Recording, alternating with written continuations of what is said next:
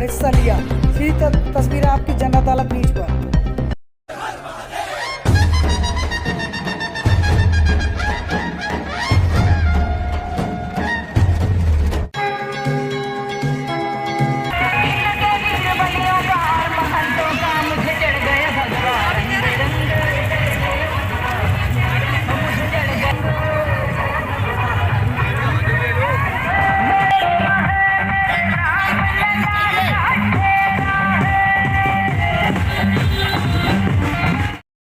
जन अदालत न्यूज पर सीधी तस्वीरें आपको दिखा रहे हैं। मां रैकुला देवी के जन्म उत्सव के उपलक्ष्य में श्री राम कथा में के आयोजन पर निकाली गई कलश यात्रा। कथा के मुख्य कथा व्यास श्री श्री 1008 मिथिलेश दास महाराज के मुखारबिंद से भक्तों को श्रवण कराई जाएगी। सीधी तस्वीरें आपकी जन अदालत न्यूज पर आपको दिखा रहे हैं, जहां पर हजारों की संख्या में मां रैकुला देवी के जन्म उत्सव पर आयोजित श्री राम कथा में कलश यात्रा में भारी जन सैलाब उमड़ा है।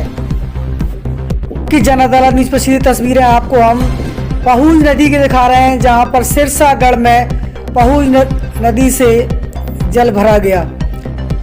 श्री राम कथा में मुख्य पारिषद श्रीमती राजेश्वरी भंवर सिंह कौरव को बनाया गया है। जन अदालत न्यूज से मैं हूं राजा भैया पाल और आज दमोह क्षेत्र की ऐतिहासिक शक्तिपीठ मां रणकोसला देवी के जन्म उत्सव के उपलक्ष्य में हर वर्ष की भांति इस वर्ष भी श्री राम कथा का आयोजन है।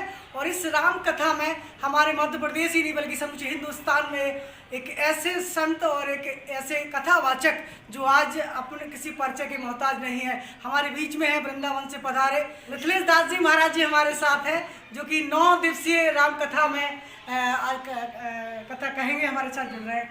आपकी जन अदालत में आपका स्वागत। धन्यवाद राधे राधे जी। आज पहुज नदी से कलश यात्रा का शुभारंभ हुआ है, प्रथम दिन है। किस तरीके से 9 दिवसीय कथा का गुणगान मां रणकोसला देवी के दरबार में आपके आशीष बचनों द्वारा होगा? ऐसा है, यहाँ राम कथा नवाह शब्द रखा गया है जी। आज की यात्रा में अच्छा लगा, ऐतिहासिक स्थान देश देखने को मिले, मोहतिन का स्थान जी और सिरसागढ़ वहाँ का दर्शन किया, भक्तों के ज़्यादा अच्छा लगा। कलश यात्रा पौराणिक क्रिया है, ये किसी यज्ञ भागवत से पहले पौराणिक विधि में कलश यात्रा करते हैं। कलश यात्रा से तीर्थ यात्रा का पुण्य प्राप्त होता है, ऐसी पुराणों की मान्यता है। पता चलेगी वो श्रीमद् रामचरितमानस पुराण ही कहा जाए, संपूर्ण वेदों का सार, संपूर्ण पुराणों का सार बाबा गोस्वामी जी ने अपनी कलम से मानस में संग्रहित किया है। और इस संपूर्ण कथा का एक शब्द में अगर सार कहा जाए तो सामाजिक मानवता की प्रतिष्ठा के लिए सबसे ज़्यादा उपयोगी काव्य है रामचरितमानस। महाकाव्य कहा गया इसको। श्री राम जी का जो अवतार है वो केवल नर समाज के लिए ही हुआ है। वैसे तो अवतार होते ही हैं धर्म की स्थापना के लिए, राम जी का अवतार धर्म की स्थापना के लिए हुआ है, लेकिन धर्म की स्थापना का जो मूल है वो मानवता की स्थापना है। जब तक मानव में मानवता स्थापित नहीं होगी तब तक धरती पर धर्म की स्थापना नहीं होती है। तो मूल है कि मानवता की स्थापना। मानवता की स्थापना का सर्वोत्तम अगर कोई आचरण है, कोई आदर्श है, कोई चरित्र, तो वो रामचरित्र है। अवतार तो भगवान के अनंत हैं और अनंत अवतारों का उद्देश्य एक ही होता है, धर्म की स्थापना के लिए। और उन अनंत अवतारों में भगवान जो श्री राम जी के रूप में पृथ्वी पर आए, ये अवतार मुख्य रूप से सदाचार की स्थापना के लिए ही हुआ।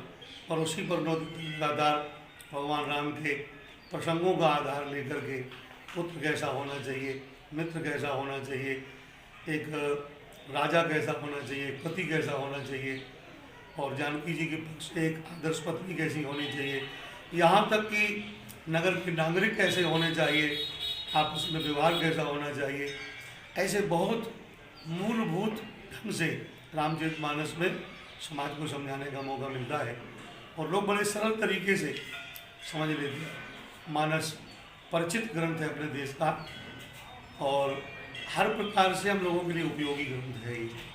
इसलिए हम कभी कभी ये भी चाहते हैं कि मानस की कथा जन जन की कथा कही जाती है, जन जन कथा है, पर जन जन तक पहुंच नहीं पा रही। कुछ पूर्व समय में ऐसा था कि जब घर घर में रामायण का पाठ होता था, अधिक से जुड़े हुए थे, पर अब आधुनिकता की दौर में मनोरंजक इतने साधन घरों में आ गए हैं कि अब जो नई पीढ़ी है वो रामायण के पाठ से, रामायण के चिंतन से दूर हो रही है। ये थोड़ी चिंतनीय विषय है। हम लोगों को प्रयास करना चाहिए कि हम लोग अपने परिवारों में, परिवार के बच्चों को रामचरितमानस से जोड़ने का अधिकाधिक प्रयास करें। आदि शक्तिपीठ मां रेकुला देवी दरबार के पुजारी अंदर पंडा जी जुड़ रहे हैं, पूरी जानकारी देंगे किस तरीके से कार्यक्रम होगा। सभी भक्तों के लिए बहुत बहुत आशीर्वाद। और आज जो माँ रणकौशला देवी का, रेकुला देवी का जन्मोत्सव मनाया जाता है माघ सुदी 13 को, उसी के उपलक्ष्य में श्री राम कथा का आयोजन किया गया है। इसकी आज भव्य कलश यात्रा जो माँ रणकौशला देवी की आराधना करते थे बीरमल खान, उनकी राजधानी सिरसागढ़ पहुँच नदी से आज जल भरकर हजारों की संख्या में महिलाएं, पुरुष आए, भक्त लेकर चल रहे हैं उधर से। आज कलश यात्रा के साथ कथा का प्रारंभ होगा। राम कथा कितनी तारीख से कितनी तारीख तक चलेगी? राम कथा आज 16 फरवरी से लेकर 24 फरवरी तक राम कथा चलेगी और 25 फरवरी को माँ रणकौशला देवी, रेकुला देवी का जन्मोत्सव बड़ी ही धूमधाम से मनाया जाएगा, जिसमें हजारों नहीं लाखों की संख्या में उनके भक्त इकट्ठे होंगे। उसी दिन माता रानी का भंडारा रखा गया है और ये 24 तारीख को कथा का विसर्जन हो जाएगा। 25 को सुबह माता रानी का अभिषेक होगा, हवन होगा, उसके बाद पूर्णाहुति के बाद भंडारा प्रारंभ हो जाएगा। हमारे साथ अंदर पंडा जी आपकी जन अदालत न्यूज़ पर जुड़े हुए हैं। पहुज नदी का और रेकुला देवी का जिस तरीके से वहाँ पर जल भरा को, तो किस तरीके का वहाँ महत्व है पहुज नदी का? एक तो सबसे बड़ी महत्वता ये है कि वहाँ जो पहुज नदी के बिल्कुल किनारे माँ रणकौशला देवी के जो भक्त थे बीरमल खान, उनकी राजधानी सिरसागढ़ की जो बना हुआ है, उनका अब तो महल वगैरह खंडर हो गया है, वही खंडर महल बना है। तो वहाँ पर माता रानी को लेकर वो वहीं जा रहे थे, लेकिन माता रानी ने अपना विश्राम यहाँ ले लिया, यहीं मंदिर बनवाया गया। इसी कारण हम लोग वहाँ पर जो उनकी पत्नी थी मलखान की गजमौतनी सती हुई थी, उनका चबूतरा है, वहीं प्रणाम करते हैं, वहीं से जल भरते हैं, इसलिए वह स्थान बहुत विशेष होता है। जी, से लेकर 24 फरवरी तक राम कथा का आयोजन और 25 फरवरी को आपकी जन अदालत न्यूज़ पर विशेष कार्यक्रम, विशेष प्रसारण आदि शक्तिपीठ मां रेकुला देवी का जन्मोत्सव का कार्यक्रम आपको दिखाया जाएगा। और आपकी जन अदालत न्यूज़ के साथ मां रेकुला देवी के दरबार में जरूर पधारें। समूचे मध्य प्रदेश, उत्तर प्रदेश हम सब मिलकर मनाएं मां रेकुला देवी का जन्मोत्सव। नमस्कार। प्राइवेट लिमिटेड, रंग है तो जीवन है। Stay home, stay safe. आपकी जन अदालत एक ऐसा यूट्यूब न्यूज़ चैनल है जिसके जरिए राजा भैया पाल अपने भिंड जिले की होने वाली खबरों को हम तक पहुंचाने की कोशिश कर रहे हैं। तो अगर आपको उनकी ये खबरें अच्छी लगती हैं तो कृपया उस चैनल को एक बार देखें।